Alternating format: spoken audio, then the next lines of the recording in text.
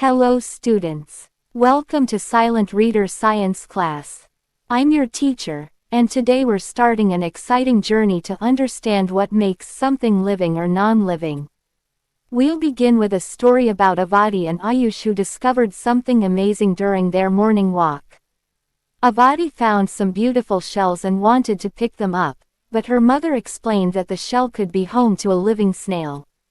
This made them wonder, how can something that isn't moving be alive? That's exactly what we'll explore together. Let's look around our classroom and investigate different objects to understand what characteristics make something truly alive. Now that we've identified some living and non-living things, let's dive deeper into what makes living beings special. Living beings share 8 important characteristics that distinguish them from non-living things. I'll explain each one in detail. First, movement, but remember, just because something moves doesn't make it living. Cars move but they're non-living. Plants don't move from place to place but they show other types of movement. Then there's growth. Think about how you've grown since you were a baby.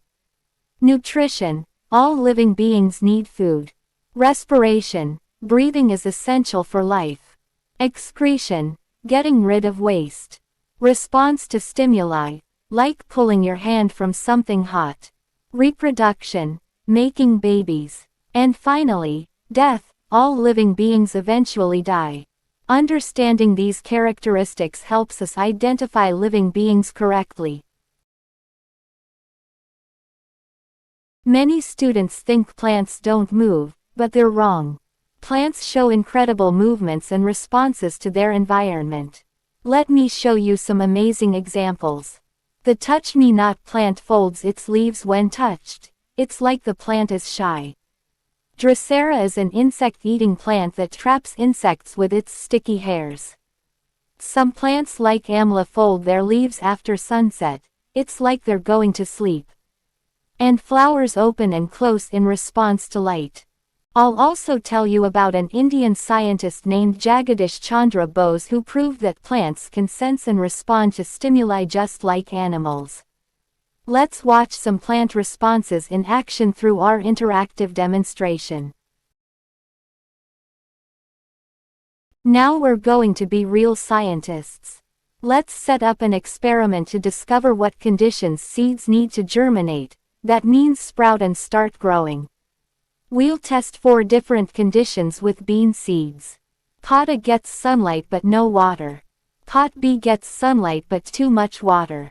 Pot C is in darkness but with moist soil. Pot D gets both sunlight and moist soil. I want you to predict what will happen in each pot. Then we'll observe for 7 to 10 days and see the results.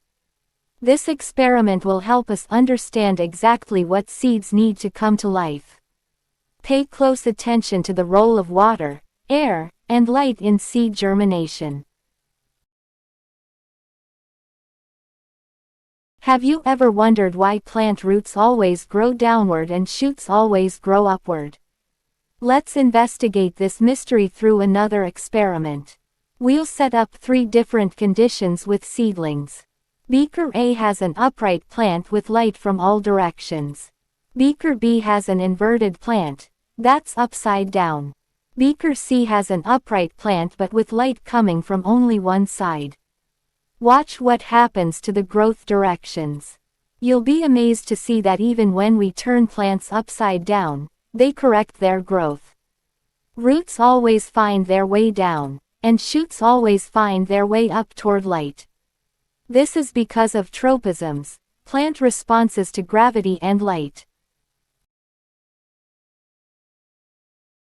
Now let's follow a bean plant through its entire life cycle.